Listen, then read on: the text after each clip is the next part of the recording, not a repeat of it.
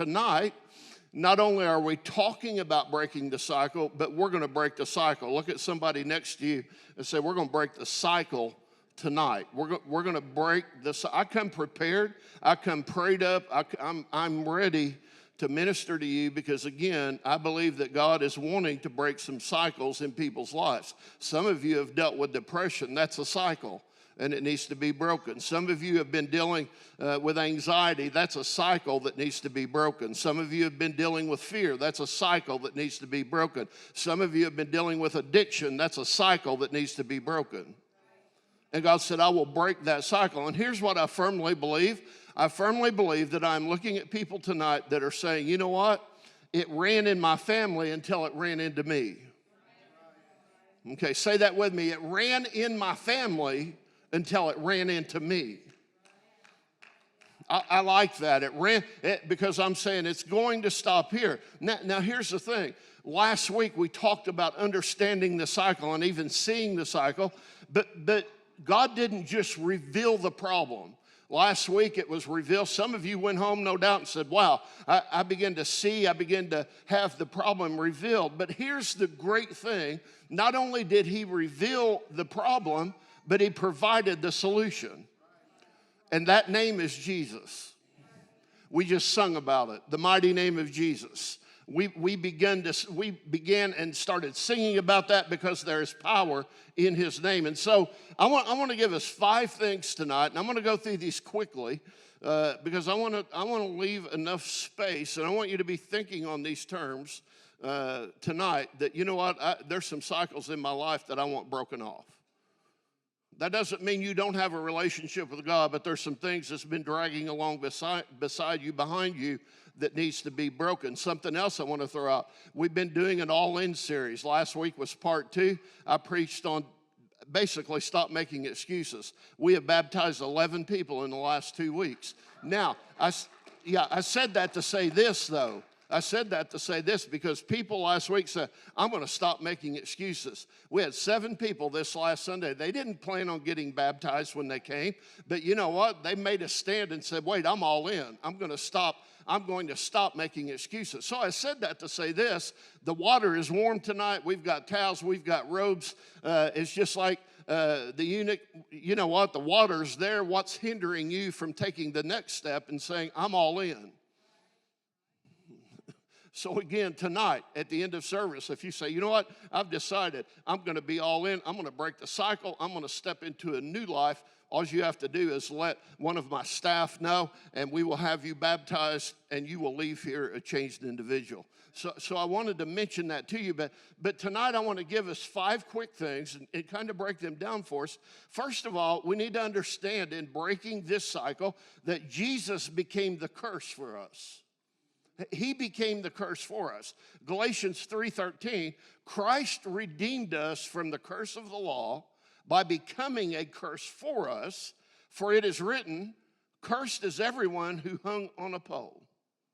And so that means, and this excited me, because that means everything that has tried to attach itself to your life, Jesus already dealt with it on the cross. Okay, everything that is tried, everything that's continuing to try to attach itself to you, Jesus has already taken care of that on the cross for you. Not just sin. You know, we say, well, he died for my sin. I get that. But you know what? I think he also died and brought about the power behind the pattern. Because there is power behind the pattern that happens in our life. A quick story, and I might not pronounce his name right. But it's Hiru Onada. He was a Japanese intelligence officer. He was sent into the Philippines in World War II. And when the war ended in 1945, they would drop flyers down. Word was getting around that the war is over, but he didn't believe the war was over. And so think about this. He didn't surrender. He thought, well, you know what? I think the enemy's trying to trick me. I think they're trying to let me know and tell me, well, the war's over, so you can quit fighting. Then they're going to take me into captivity. And he continued in this. It says that he continued for decades. In fact, 29 years he continued in basically this war, this battle. And after that time, he finally surrendered, but he only surrendered, he said, my commanding officer is going to have to come and personally tell me himself that it's over. And so in 1974, they flew the commanding officer in. He went and let him know, you know what, it's finally done. Now, he wasn't the only one. There was others that were still fighting as well because they didn't believe it. In fact, they referred to them as holdouts. They said, these are the holdouts. They're not believing that the battle is over. So here's my point. These soldiers, they were physically free. They were free. The war was over. But mentally and behaviorally, the pattern of war never got switched off. They still thought they were in a battle. They still thought they were in a war. The war had ended, but the pattern or the cycle didn't until they finally accepted it and said, you know what, that is not my war anymore. I don't have to battle it anymore. I don't have to be in that cycle anymore. Once they received it, then I don't need that. Once they received that, then once they received it, they said, well, I don't have to do it anymore. Now, hear me. Tonight, you are not fighting for freedom. You're not here saying, well, I got to fight for freedom. No, you are fighting from a place of freedom.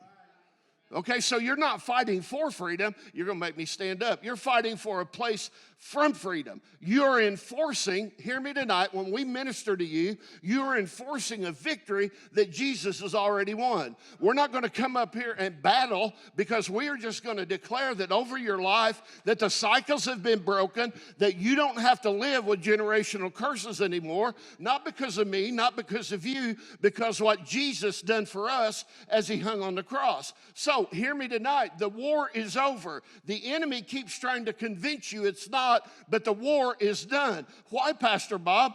Jesus became the curse for us. So it's done. That part's done. The second one I want to tell you, you've got to renounce the pattern. You've got to renounce the pattern.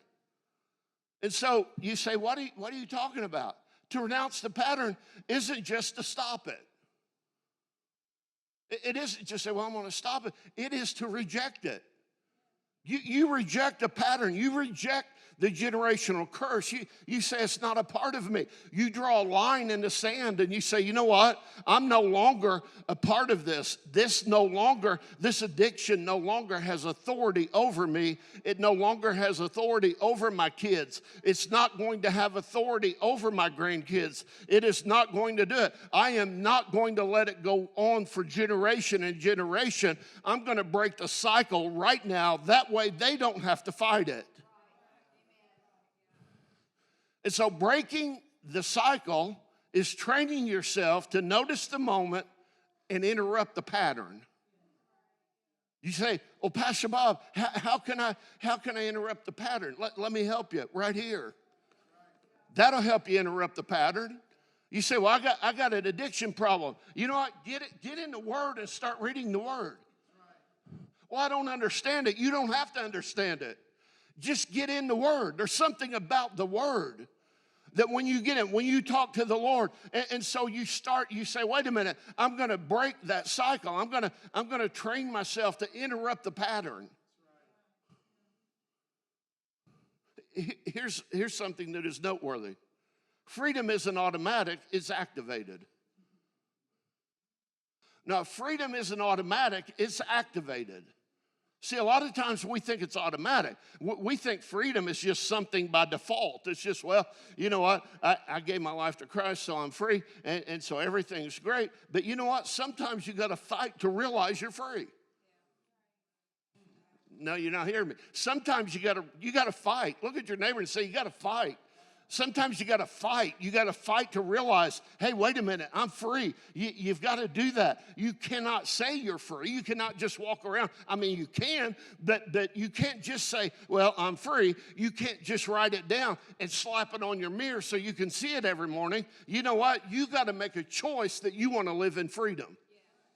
No, let me repeat that. You got to make a choice that you want to live. I want you to live in freedom. Israel, I want you to live in freedom. But you know what? That doesn't mean you're going to live in freedom. You have to choose and say, hey, you know what? I'm going to live in freedom. That's just like tonight when we minister to people about living in freedom or breaking that cycle. Some of y'all won't come up. You know what? There's nothing I can do about that.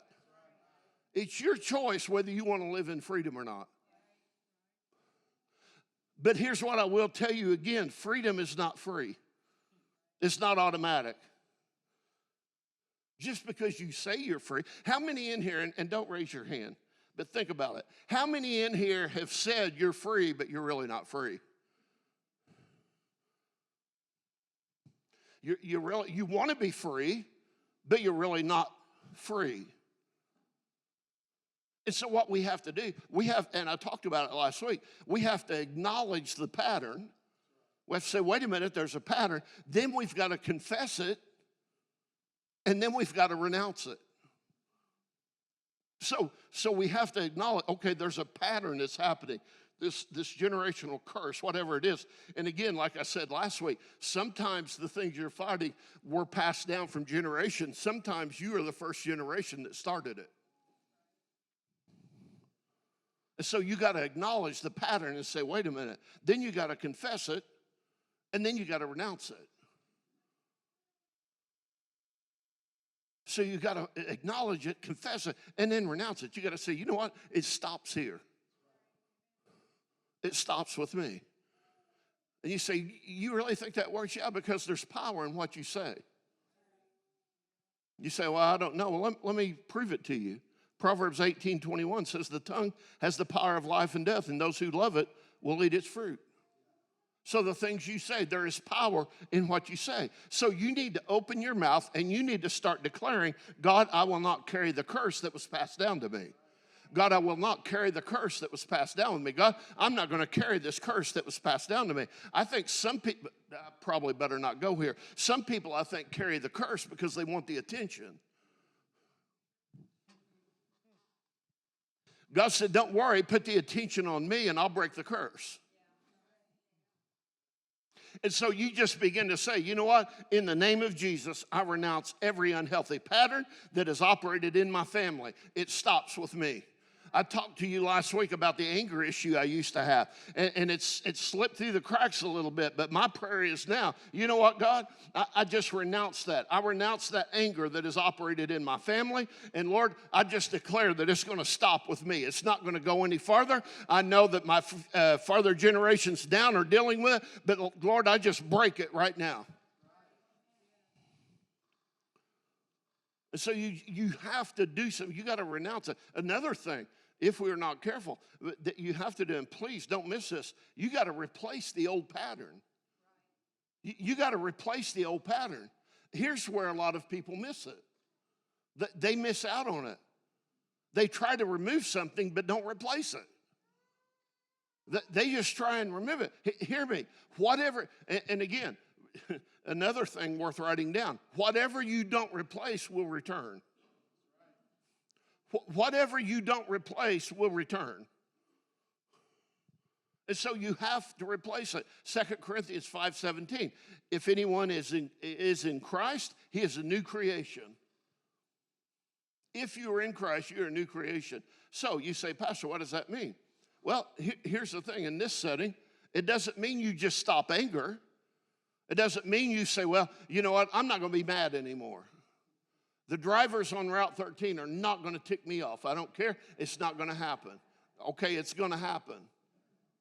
It's going to happen. And so you can't just say, well, I'm just going to stop my anger. No, you know what you have to do? Not only do you have to stop your anger, you got to learn how to live in peace.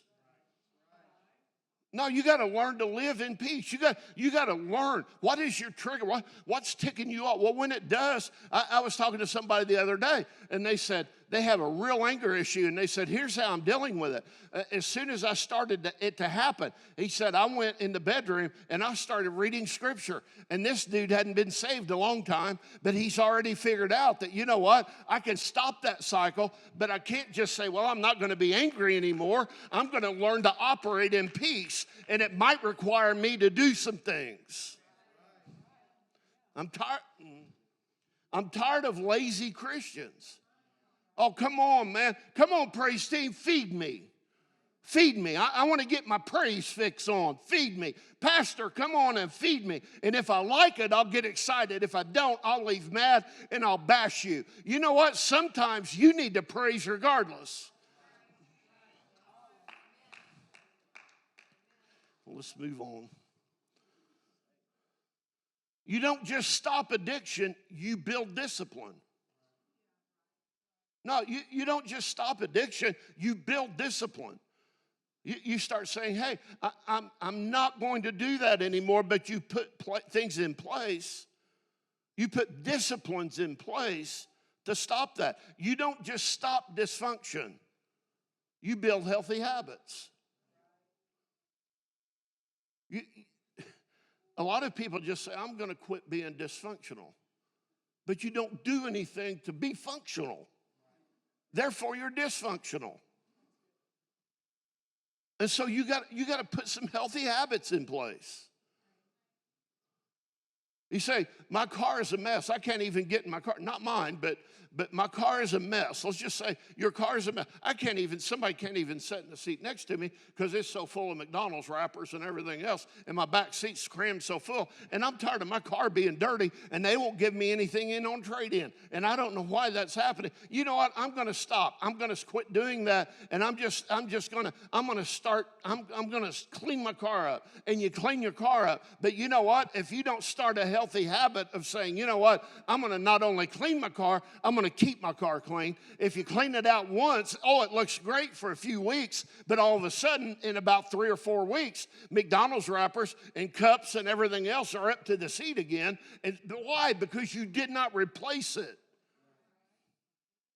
I know that was simplistic, but it's true. So you don't just stop dysfunction, you build healthy habits. Now, hear this. Hear this.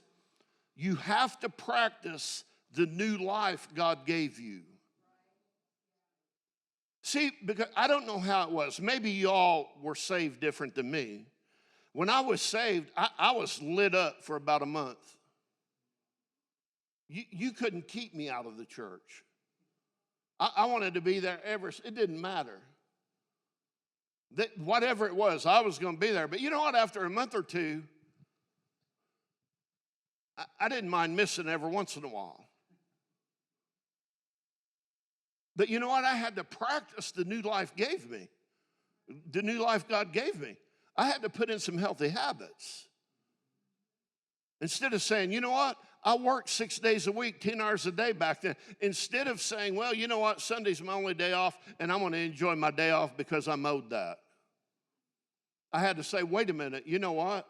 For what he done for me, he's owed everything. Because here's what happens. A lot of times we think all we have to do is come to church occasionally, just every once in a while, and it'll just happen. I mean, it's just going to happen because, man, I just come to church. But here's the thing. We have to replace our generational curse with a generational blessing. See, I want to replace my generational curse with a generational blessing. So what was passed down to me as a curse, what was passed down through my lineage as a curse, will now be sanctified and passed down to future generations as a blessing. So now it's not a curse, it's sanctified. And I'm going to pass it down to my kids and my grandkids and my great-grandkids, and it's going to be a blessing. It's going to be a blessing. But here's the thing. You have to do it. I can't do it for you. Some of you are sitting here and saying, man, I agree. But you got to do it. I can't. I mean, he's ultimately the one that's got to do it. But I can't want it for you. You got to want it for yourself. And then after you replace the old patterns, then you have to build a new legacy. You have to build a new legacy. Because here's the thing. This will come as a shock to some of you. This isn't just about you. It's about those that come after you. Let me say, it's not just about you.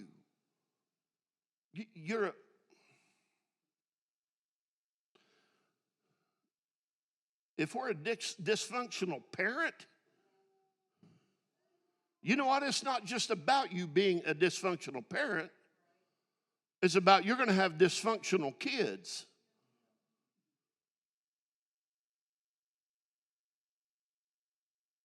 And so you say, I don't want that passed down. So again, we have to build a new legacy, because what you break, your children don't have to battle. People say, I love my kids. Then you know what? You need to break generational curses. Do you love them enough to say it stops with me?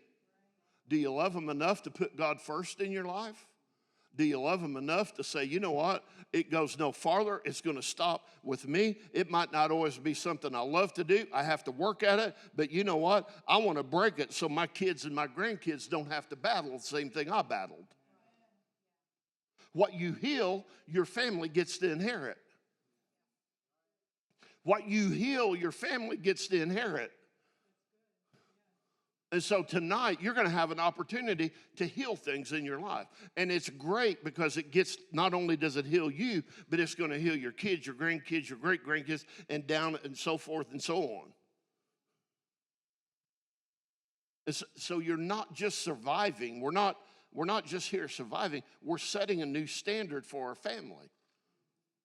We're setting that new standard. Again, my wife and I had to set a new standard for our family, because we grew up in households that church attendance was not really that important, only occasionally. And going all in was not necessarily the thing that our parents did, at least not till they got older. But my wife and I had to make a decision several years ago that, you know what, we're going to go all in. And so we had to say, wait a minute, we're setting a new standard for our family. And so now, because we set a new standard years ago for our family, mainly because of God, but because we decided to set that new standard, then my son and daughter-in-law are our youth pastors here, and my daughter and son-in-law are pastoring a church. Because we set the standard back a few years back and said, wait a minute, as for me and my house, we're gonna serve God. Yeah, but Mom, Dad, we only get off on Sundays. Well, guess what? You can enjoy Sunday afternoon. Can I get off my notes for a minute? Let me parent you just a minute here. Well, we don't want to force our kids. We want them to make up their own mind. You know what? Somebody's going to make their mind up for them. No, they're going to make their mind up, and somebody's going to end up forcing them to do something eventually. You know what? I'd just soon force them when they're younger to live for God and come to church than just make up your own mind and let the world make up the. Again, some people don't like this, but I'm telling you like it is. And so we are setting new standards tonight. Some of you are going to set a new standard for your family. You're going to say, I'm setting a new standard. I'm setting a new standard. And then the last one is this: stay free. Stay free. Israel, I want you to come up. The team don't need to right now. I just want you to come up. Stay free. Write this down. This is one you need to put on your mirror or your refrigerator. Freedom isn't a moment, it's a lifestyle. Freedom isn't a moment, it's a lifestyle. Jesus said in John 8:36, he said, whom the Son sets free is free indeed. So here's the thing, I'm not just free when I'm here at church. I'm free when I leave. I'm free when I go home. I'm free on Monday and Tuesday. I don't get it when people say, I barely survived to get back to Wednesday. Man, life's tough. I get it, but man, I'm free.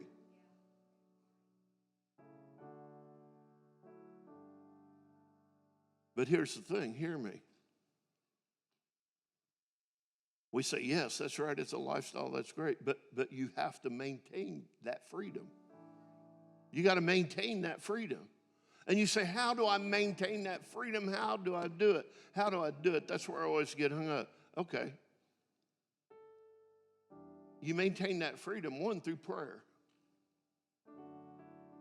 I hate to pray. There's your problem. I'm not saying you have to pray for hours every day, but you need to pray every day. Well, I don't have time. Yes, you do. We make time to do what we want to do. And so you have to maintain your freedom through prayer. You have to maintain your freedom through the Word. You got to be in your Word. I don't understand. Don't matter. I was telling somebody the other day, you don't have to read a whole book a night. If right now, if you say, I'm not reading nothing, you know what? I'd be thrilled if you just went home and read one verse a day. Because here's what happens, it grows. And all of a sudden you're reading, you're thinking, well, I can do 2, I can do 3. And then a few months down the road, you're saying, well, I want to finish this chapter. You see what I'm saying? But what happens a lot of times, because we can't read a whole book in one day, we go, there's no need trying. No. You need to maintain your freedom. You need to pray. I've never done that. I'll help you. We need to get in the Word. We need to be involved in a church community. Some people think church is outdated. Church isn't outdated. It's where you come and draw strength. I know you can draw strength at home. I get it. But it's a lot more fun when you're in a community. Yes, you do need to have those quiet times, but you need to have a church community. And then here's one none of us like, and that's accountability. We have to have accountability. You got to be accountable. Again, I said this last week, talk's cheap. Man, you can say anything. We got to have some accountability.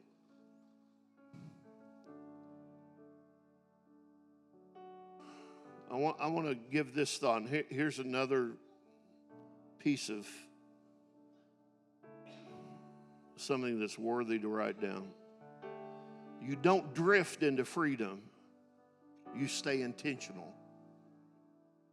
You don't drift into freedom. You stay intentional. You work at it. It's not always easy. There are some seasons that I'm in, I'm fighting. It seems like I'm fighting every day. And so you don't just drift into freedom, you stay intentional. And so as we close tonight, I want to leave you with this thought. Tonight is not about inspiration. I didn't come tonight. Last week was a little different. I didn't come tonight to inspire you. So tonight is not about inspiration. Tonight is about a decision. Let me say that again. Tonight is not about inspiration. It's about a decision. You know, like I preached Sunday, you got to stop making excuses. I mean, you can make them, but guess what? In 6 months, you're going to be right where you are right now. And so tonight, it's about a decision. You know, and it's kind of on this track, this road we're on right now. I've come about as far as I can come.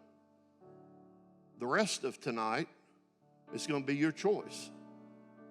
You may be sit there and listen to me tonight because you didn't have a choice. But now the choice is yours. You have a decision to make. And so I want us to declare something tonight. I want to do this together. And I'm going to take some time here and minister and do what I feel like God said He told me weeks ago to do. So everybody stand. Let's all stand.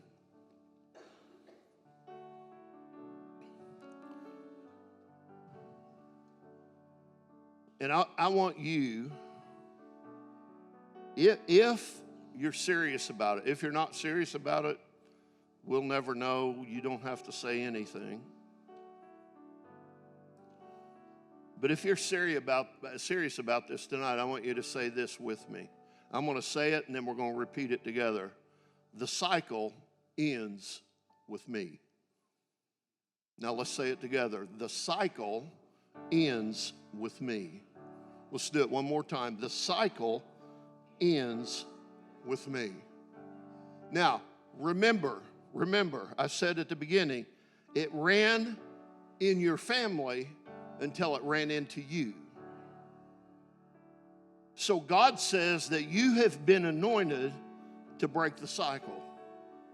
He has anointed you to break that cycle. Generational curses can stop with you. They can stop with you. That's why God gave me this word. He said, I want people that say, you know what, I'm going to break the cycle. I want it to end with me. And I want to declare that the cycle stops. And so you have to understand tonight, if you're in this place and you're saved, you're not just saved to be saved, but you're a cycle breaker. You're breaking the cycle. You're breaking the cycle. And so here's what I want us to do. There are individuals here. I know God's been talking to me and has been for a while. There's individuals here, and maybe you didn't come planning on this, but God said, I brought you here for this night. And it is up to you now to make a choice. That you say, you know what, it stops with me. The cycle stops with me. The generational curse, whatever you want to call it, it stops with me. It's not going to be to my kids. It's not going to be to my grandkids. It stops with me. Don't care if you're saved. Don't care if you're not. I do care if you're not, but I don't care in this situation, because when you come down, we're going to pray that you're saved if you don't get saved, if you haven't been saved. But it doesn't matter if you've lived for God for 50 years. You know what? There's still cycles possibly in your life that needs to be broken. And so now is the moment of decision. And if you come down as together as a family, stand together. If you come down, crowd in so there's room. You can tell I'm anticipating a lot of people coming forward, because I already know what God said. And so right now, I'm going to pray. And as I'm praying, if you say, you know what, I don't come if you don't mean it. Don't come if you don't mean it. But if you mean it, you say, that's it. Then as I'm praying, I want you to come down. I want you to stand. And then I'm going to pray a prayer over all of you, that tonight is the night that it stops with you. It stops with you. So as I'm praying, I want you to come. Heavenly Father, I come to you tonight. Lord, first of all, I thank you for this word. Lord, I thank you that tonight I feel like that this is a house, this is a room full of people that are saying, we're going to break the cycle tonight. It stops with us. Lord, whether it be fear, whether it be anxiety, whether it be depression, whether it be addiction, whether it be poverty, whatever it is. Lord, these people are saying tonight, they're stepping out and saying, it stops with me. It stops with me. My kids are not going to have to fight this battle. My grandkids are not going to fight this battle, because, Lord, I'm stopping it tonight through you. And so, Lord, I thank you for that tonight. Lord, I thank you for these folks. They have stepped up, and they're saying it stops with us. It stops with us. It stops with us.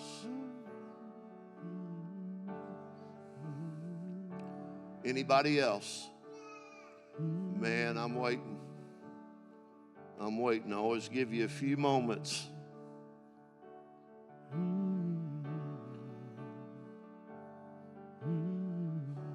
Lord, help us.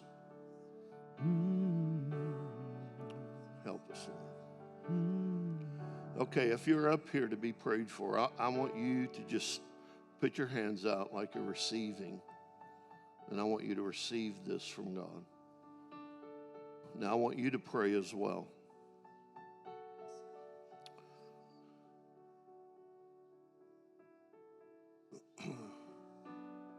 Lord, tonight we come to you. And Lord, I declare over every family that is here and represented, Lord, that it stops with them. Lord, that the generational curses, it stops.